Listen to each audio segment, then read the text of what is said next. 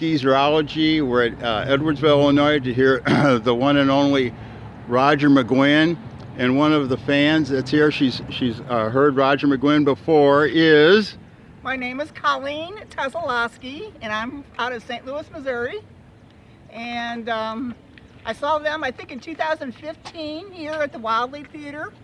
And I'm looking forward to seeing them again. I'm introducing a friend of mine to his concert. Here she is. One of my favorite songs is 8 Miles High. There you go. And he tells a story about that, and it's a great story. It's funny. But what I like is how he ties in his history to the music that he wrote and sings. And instead of just hearing straight music, you get a connection with who he is as a person, and that's kind of what I like, and that's why I'm here. Thank you so much. Enjoy the show. Hello, everybody. Welcome back to Geezerology. I'm Scott here in South Florida.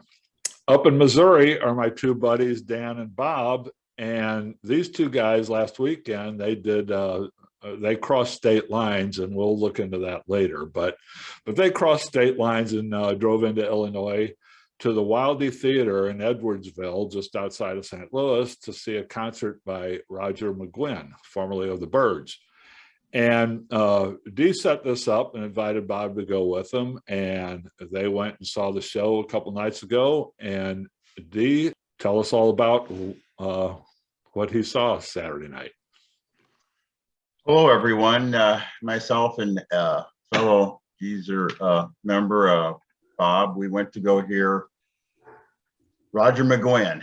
It was billed as an evening with Roger McGuinn at a small 1920s era opera house, which has been renovated and preserved. Seats only 325, and it was a perfect venue to hear Roger McGuinn, one of the really architects of folk rock music, founding member of the Byrds. And the evening was just filled with a lot of song, memories, and some anecdotes that it kind of took you from the late 50s, early 60s to the psychedelic era and other touchstones of that time. And for me, I was a latecomer to being a fan of the Byrds. I had always listened to them. They had made hits with, of course, Bob Dylan, Mr. Tambourine Man, and then the Pete Seeger Book of Ecclesiastes, Turn, Turn, Turn, with his distinctive Rickenbacker 12-string guitar, which just totally changed both of those tunes and elevated the Byrds to their status. And Roger switched from Rickenbacker 12-string electric to acoustic 12-string, and then 6-string, and then banjo. And his story, which is, it's really the story of even pre-classic rock. He got his start in, playing folk music. And he had a job right out of high school playing. He was asked to join the New Christie Minstrels. And they heard him play in these clubs. And they said, here's a ticket when you graduate, come out to the West Coast. And the next thing you know, he's a teenager playing in clubs up and down the strip. So the show, for me, part of it was to, relive these friendships that he had. And of course, his musicianship, which was, still impeccable. Roger is 79 years old, but you cannot tell it. I think he has maybe the same gene that other fellow iconic artists like Paul McCartney and Ringo Starr. But you can't talk about the 60s and even early 70s without Roger McGuinn. He was there with Dylan. One of the stories that I enjoyed was he had a brief relationship with Bobby Darin. Bobby had heard back in those days, the Troubadour was switching over from supper clubs to folk music. This was in the LA area, and he heard him play, and Bobby Darin wanted to incorporate a folk portion of his show, and he asked Roger. He said, "Boy, I'd really like for you to come on stage with me and play for a little bit." And he says, I can't do that. I'm a member of, I'm playing with the new Christy Minstrels. He says, how much they paying you?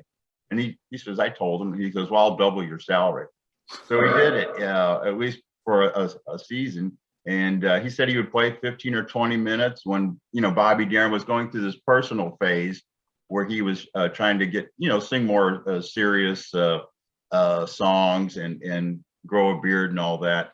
And that was just one of many recollections. How the Byrds came about was sort of course, that's several stories right there, which of course includes David Crosby.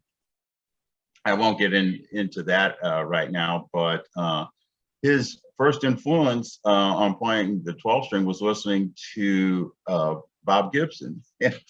And as he pointed out, no, not the baseball pitcher, but he was a blues musician. And he was listening to that, and he thought, boy, that's pretty cool. So he went out and he got a 12-string acoustic. And, it seemed like he bounced back and forth between Greenwich Village in New York and then LA, the West Coast, trying to make a career. And, he was playing some coffee houses in Greenwich Village. And, again, the guy's not even 19 years old. He talks about the time there's a coffee house, and I believe he played one of the dates there. And there was a 19-year-old singer with the most beautiful voice he ever heard. Well, it turns out that beautiful voice playing the guitar was Joan Baez. And this was the early 60s. This was pre-Byrds. His friendship with Bobby Darin continued. Bobby bought a publishing company, and Roger McGuinn was hired by Bobby to be a songwriter for him. And it took a strange turn because as Roger related the story, he called him up to his office. He says, you play banjo, don't you? He says, yeah, sure. He goes, well, there's a part in a brand new TV series. They need a banjo player, and I think you can act. And he says, well, what's the show for it? And it was I believe it was for Petticoat Junction. So he turned it down. And but that was one of many collaborations. You could talk about McGuinn and his work with the Byrds, and easily for probably 2 hours, and his influences. So as he with every song there's a story. So the story with their big hit with I'll say Turn, Turn, Turn. Of course, that was Pete Seeger, and it eventually got to them. And this song and then Mr. Tambourine Man both released in 1965, and that elevated the Byrds to they were termed the American Beatles. I believe it was by George Harrison. But the reason Roger pointed out that he switched to the 12-string Rickenbacker was he and David Crosby and one of the other Byrd members in the early days, they went to go see Hard Day's Night, and they noticed George was switching guitars, and he switched a Rickenbacker, and it looked like a 6-string from the beginning, but it was actually a 12-string. He goes, man, I really like that sound. So then the next day or two, he went out and he bought a 12-string Rickenbacker electric version. And that's how they incorporated the sound. And it's been said that, his sound, the reason it was distinctive with the Byrds, because he was trained in the folk picking style. So he would pick and strum at the same time. And he played this song too. It was, he co-wrote with Tom Petty. He and Tom Petty became friends, and then they played on stage together with his band, the Heartbreakers, several times. It was the song King of the Hill. And he said how he first heard about Tom Petty. He was in his studio working on some songs, and his manager had the radio on the background. He goes, when did I write that song? He says, you didn't write that song. It's a new group called, Tom Petty and the Heartbreakers. So, they, Tom Petty's even said, he goes, I think our voices sound similar. And he was always a big fan of the Byrds. And so it was a real, treat for him to collaborate and even play on stage together several times. So one other, we're back to Dylan and McGuinn again. He talked about the time that his high school friend went to college with Peter Fonda. And so they had that in common. And so what happened, this was about the time Peter Fonda was making a biker movie. And so he had a private screening in New York and he wanted Dylan to see it. You know, obviously, you know, Fonda traveled in many circles. And so after the screening, Dylan, you know, at the request of Peter Fonda, he says, you know, could you write a soundtrack or some songs for this movie? And so he wrote lyrics down on a napkin, and he says, Fonda, give this to McGuinn. He'll know what to do. and the song was the Ballad of Easy Rider. And then the Byrds also recorded It's All Right, Mom, Only Bleeding. And then Wasn't Born to Follow was also on the Easy Rider soundtrack, which was actually written by Carole King and her husband, Jerry Goffin. So there's that. You know, back to the evening itself, it's you know, it really was an evening with a 60s, 70, you know, iconic player. And, you know, we're so fortunate that, you know, he's still out there and playing the songs and you know, really expanding on the stories and the backstories of that era. And he oh, I wanted to mention too, one of their other big hits of the 60s was 8 Miles High. And some people thought, oh, they must be talking about drug use. No, it wasn't that at all. It was on their first, once the Byrds had reached prominence, there was their first tour to go to England.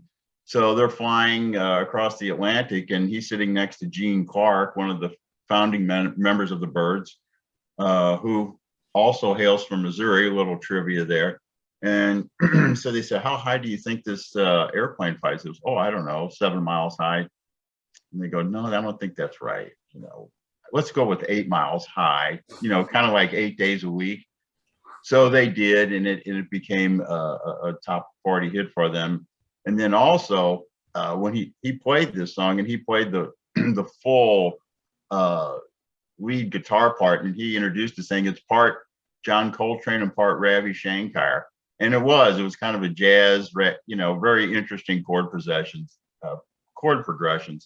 And, you know, once again, it just confirms his place as iconic guitar figure of the classic rock era and his influences. I think I'll leave it right there, but he ended the evening.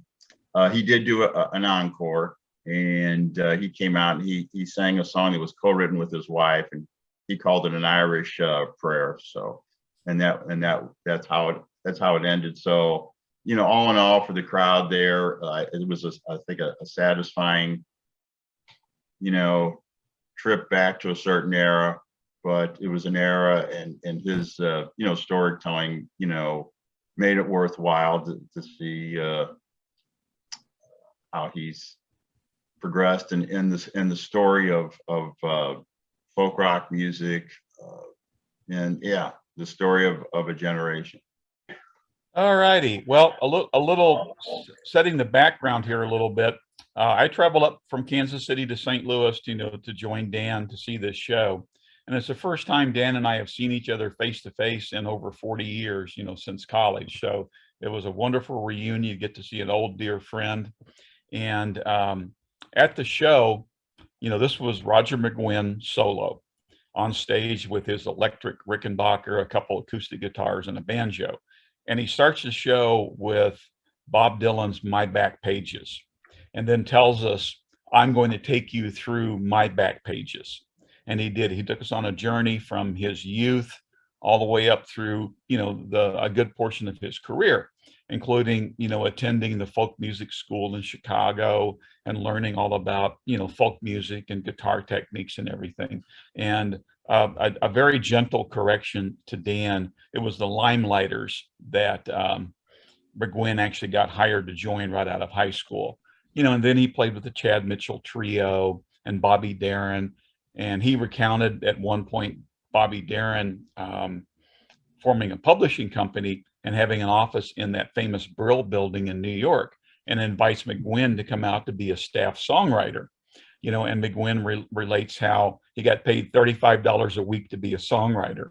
And even he said in 1964, I think it was, you can't live on that in New York. But, and he recounts how he'd had to do the songwriting there and wound up writing. And this was a hilarious story. He said, we would listen to what was on the radio at the time and use that as inspiration to write songs. So he said surfing music was big at the time. So he writes a song about surfing and being on the beach, and it was called Beach Ball. And the gist of it was, we're having a beach ball, a ball on the beach. And he takes it in to Bobby Darin, and Darin says, yeah, I like this. And they all rush down to the studio and record this song. And Bobby Darin plays drums, and they bring other people in, and they call themselves the City Surfers. And he said, we were from the city and none of us knew how to surf. So we became the City Surfers. And later on, he relates it to, he finds out in a meeting with the Bee Gees that they said, hey, we sang background vocals on one of your songs. Oh, what was that?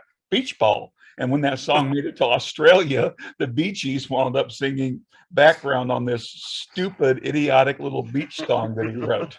So lots of great, great stories. And in that folk music tradition, and folk music really started as telling stories, oral histories a lot. So he related all of these interesting monologues to a song before he would play it. So the stories were great. And I was a big Byrds fan, and I've got probably most of their albums, in my collection. But after the Byrds broke up, I didn't follow McGuinn's solo career that closely. So I really didn't know how still connected he was into the music industry and what an influence he was. So he relates being on the Bob Dylan Rolling Thunder tour and lots of other stuff that he did with other musicians. And I don't know how I escaped this, but the revelation of him and Tom Petty being so connected, that Tom Petty was greatly influenced by the Byrds' music. And after McGuinn told that story, I went, oh my God, yes, I hear the Byrds in Tom Petty's music, especially Petty did a lot of 12-string guitar. And it's like, how did I miss that obvious connection before this? So that was a revelation. And so it was a very interesting evening. And McGuinn has got to be the Dorian Gray of rock and roll, 79 years old. He still looks youthful. His voice is almost as good as it was back in the day, so still brings a lot of vitality to the stage. McGuinn solo doing, Mr. Tambourine Man and some of the other songs doesn't have the full effect of like the band, but still it was great music, and it let shine just what an incredible guitarist he is. And I had kind of forgotten how much of an influence he had, especially in creating what we now call jangle rock, and I, before the show, I went back and started playing some of the Byrds music, and it brought me back to just how blown away I was the first time I ever heard Mr. Tambourine Man and how unique their rendition was. And he actually played Mr. Tambourine Man the way Bob Dylan did it, and did a pretty good mimic of Dylan's voice, and then he showed how he rearranged Mr. Tambourine Man with, his 12-string Rickenbacker, and related how that really was the birth of the Byrds. And because they weren't going to be given a recording contract unless they could have some guarantee that the Byrds might make it. So they needed a hit single, and Mr. Tambourine Man was the hit single that they got out of it. So a great revelation about how he created his music and the impact that it had. All in all, it was a very pleasurable evening in a very intimate setting, and really learned a lot about Roger McGuinn that I did not know, and about his influences and stuff. And I'm now going to be inspired to go back and look at some of his solo material. I've got one of his solo albums, one called Cardiff Rose, and he actually did the song Cardiff Rose and explained about how he and a fellow musician wrote it about being pirates. So all in all, a great evening that I got to spend with a wonderful old friend, and reminded me of just how important the Byrds were, in the history of rock and roll. And I was really admired McGuinn for being able to have his feet in so many different genres. A man who started out deeply in the folk music and appreciating folk and country and all of that, but managed to be a major influence, in rock music too, with the Byrds, and then leading to Tom Petty and so many other things. So all in all, I thought it was a great evening. Was it full? Was the place full? It looked full to me, yes. No. Yeah, yes. When we were we were in the upper balcony, and we had a great view. We were kind of almost in the middle. So. Yeah. And the balcony was full, and we couldn't actually see down to the lower level, right, but yeah. based on the line waiting to get into the theater, I'm going to go with it being sold out, if either very close to sold out or being sold out. Yeah, I so miss venues like that. It's like, here in South Florida, we really don't have many places like that. They're all big, big places. Yeah. We have several intimate concert sites in Kansas City, and it's just a delight to go to these places, because you're sitting there with a few hundred people, and it's a very intimate. Oh, it looks to me, just from pictures I've looked at it, and I've bounced around the website a little bit, but it looks to me like it is basically like one of the old timey movie theaters. Is that what it is, or was it built as like a music house? They had a state. Originally it was an opera house, and they put on productions there. They show movies, they do plays. So it's What a great little place, and you're right in your backyard, D. Exactly, and 45 minutes from us, and it was definitely worth it, and just the kind of venue for an artist like McGuinn to do, and we were in, I guess, downtown Edwardsville, which is the home of the Southern Illinois one of the Southern Illinois University campuses. So the downtown had a really neat vibe to it. And what was the restaurant that we passed by?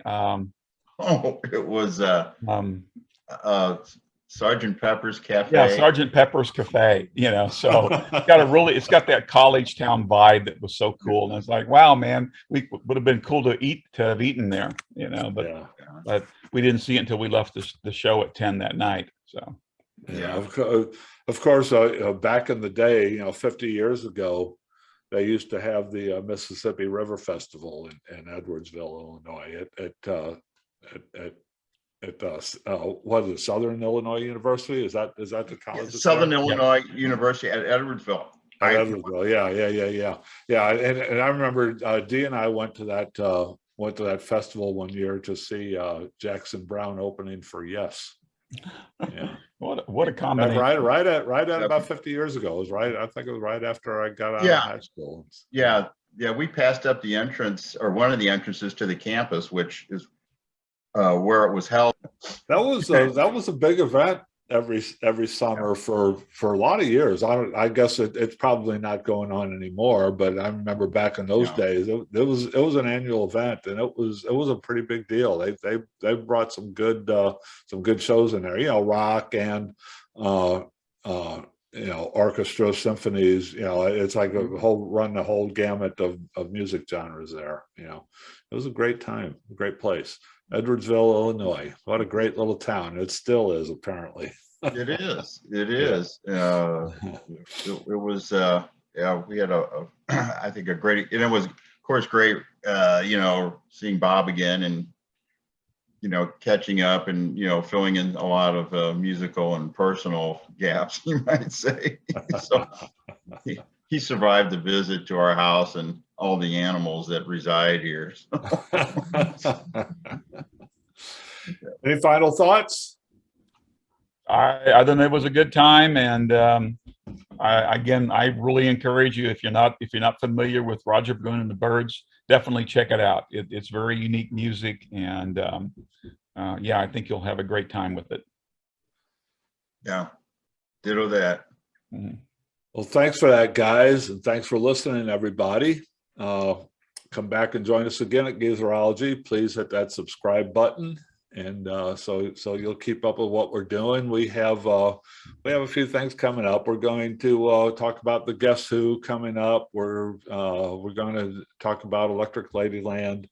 A couple of Roxy Music videos coming up, but all kinds of things in the next few weeks. So join us for that. Subscribe to us, and we will talk to you later. So long, everybody. All right. Take care. Take care.